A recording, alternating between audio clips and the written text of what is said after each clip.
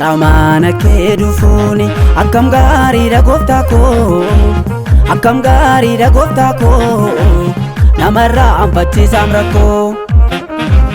gaarummaanii sachi argama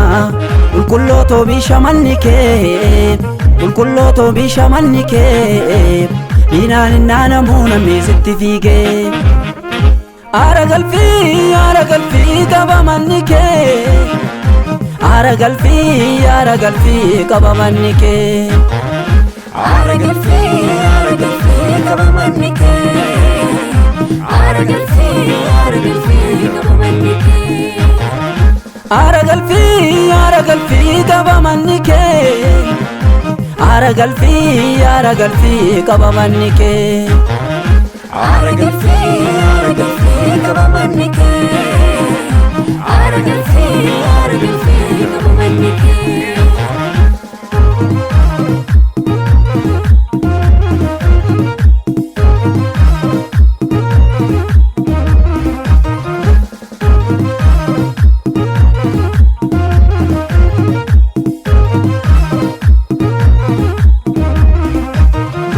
dhalli namaa sumaan malee hin milkoomu kan sargatee walii malee gad hin deemu magarsitee mi'eessitee jireenya koo siifan kennaa fudhuu wareega koo siifan kennaa fudhuu wareega koo siifan kennaa fudhuu wareega koo fudhuu wareega koo fudhuu wareega koo fudhuu wareega koo Yesuus fudhuu wareega koo fudhuu wareega koo fudhuu wareega koo fudhuu wareega koo Yesuus fudhuu wareega koo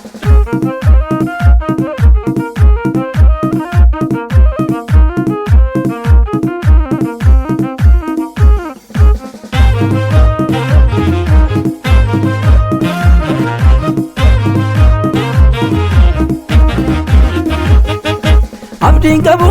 yeroo malee biyyi ormaa gara keetti kan na waamee gooftaa suma mana keetti naaf laliseera ulee koo ol jedhii ijaan guutee ka waaqa koo mana keetti naaf laliseera ulee koo ol jedhii ijaan guutee ka waaqa koo ol jedhii ijaan guutee ka waaqa koo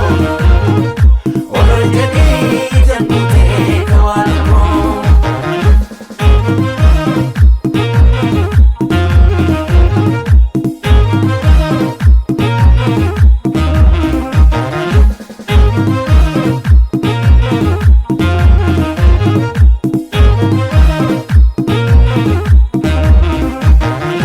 utuun ta'uu abdii kutee baradeera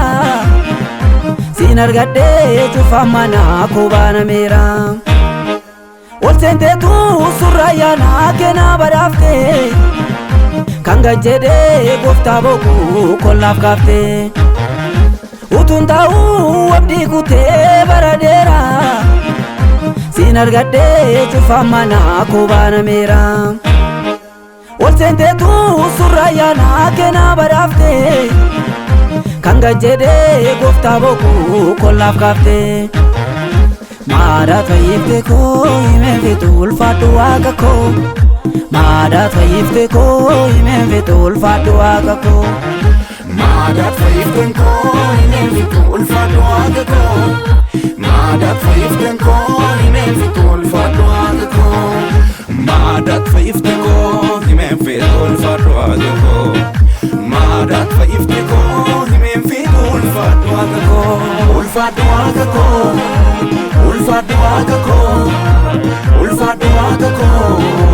ulfaadhu waaqa koo ulfaadhu waaqa koo